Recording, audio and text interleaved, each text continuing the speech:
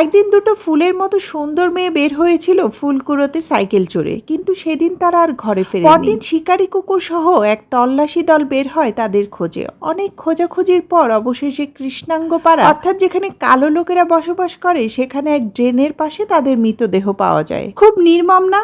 কিন্তু এর চেয়েও কঠিন নির্মমতার গল্প রয়েছে সামনে, চলুন শুনি। সে সময় আমেরিকা ছিল দুই ভাগে বিভক্ত। একদিকে ছিল শ্বেতাঙ্গ, যারা সাদা চামড়ার মানুষ, আর অন্যদিকে ছিল কৃষ্ণাঙ্গ, যাদের গায়ের রং ছিল কালো। ফর্সা লোকদের ছিল সব সুযোগ সুবিধা, আর কালো লোকদের জন্য ছিল অবহেলা, বৈষম্য আর ভয়। এরই মধ্যে দুটো সাদা চামড়ার মেয়ে, যার একজনের বয়স ছিল 11 আর একজনের বয়স ছিল 8, যাদের মৃতদেহ কালো লোকের পাড়ায় ড্রেনের মধ্যে পাওয়া যায়। পোস্টমর্টেম রিপোর্টে বলে ভারী কোনো লোহার বস্তু দিয়ে মাথায় প্রচন্ড আঘাত করে হত্যা করা হয় দুটো মেয়ে। এই নির্মম হত্যার অভিযোগ যার উপর আনা হয়, তার বয়স ছিল মাত্র 14 বছর বয়সী একটা কিশোর, যার নাম ছিল জর্জ স্টিনি। কিন্তু আজব বিষয় হলো, কোনো রকম সঠিক প্রমাণ ছাড়াই মাত্র 2 ঘন্টা বিচার পর্ব চালিয়ে মাত্র 10 মিনিটের মাথায় রায় ঘোষণা করা হয়। জর্জের বাবা মাকে তখন হুমকি দেওয়া হয় তারা যেন আদালতে মুখ না খোলে। এরপর তাদের পুরো পরিবারকে শহর ছাড়তে বাধ্য করা হয়। জর্জকে নিয়ে যাওয়া হয় কেন্দ্রীয় সংশোধনাগারের কারাগারে, যেখানে টানা 88 দিন বন্দি করে রাখা হয় তাকে একাকী অন্ধকার নির্জন ঘরে। এই পুরো সময়টায় পরিবারের সঙ্গে মাত্র একবারই দেখা করতে পেরেছিল সে। বাড়ি থেকে প্রায় 80 মাইল দূরে অজানা এক জায়গায় জীবনের প্রতিটি মুহূর্ত মৃত্যু তাকে ঘিরে রেখেছিল।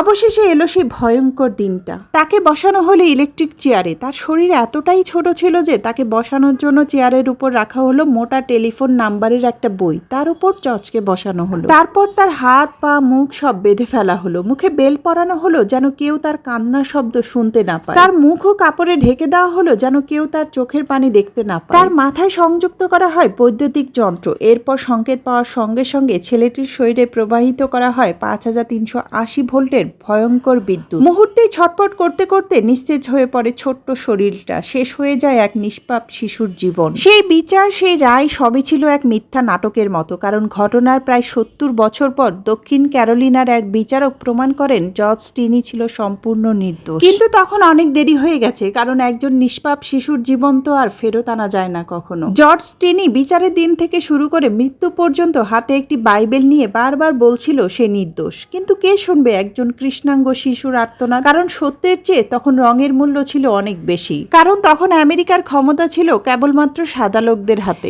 আমেরিকার ইতিহাসে সবচেয়ে নিষ্ঠুর আর মর্মান্তিক একটি ঘটনা হচ্ছে জর্জ স্টিনির মৃত্যুদণ্ড। মাত্র 14 বছর বয়সে ইলেকট্রিক চেয়ারে বসিয়ে এক নিষ্পাপ শিশুর মৃত্যুদণ্ড আজও অনেক মানুষকে কাঁদায়। যাই হোক, বেশ কয়েকদিন ধরে খুব বৃষ্টি হচ্ছে, কিন্তু সেভাবে খিচুড়ি খাওয়া হচ্ছে না, তাই আজ দুপুরে খিচুড়ি আর একটু গরু মাংস রান্না করেছিলাম। আলহামদুলিল্লাহ, খাবারটা খুবই মজা হয়েছিল। দুপুরে খাবার খেতে খেতে আজকের ভিডিওটি এখানেই শেষ করছি। এতক্ষণ সাথে থেকে পুরো ভিডিওটি দেখার জন্য সবাইকে ধন্যবাদ। কথা হবে নতুন কোনো ভিডিওতে, সে পর্যন্ত ভালো থাকবেন সবাই। আল্লাহ হাফেজ।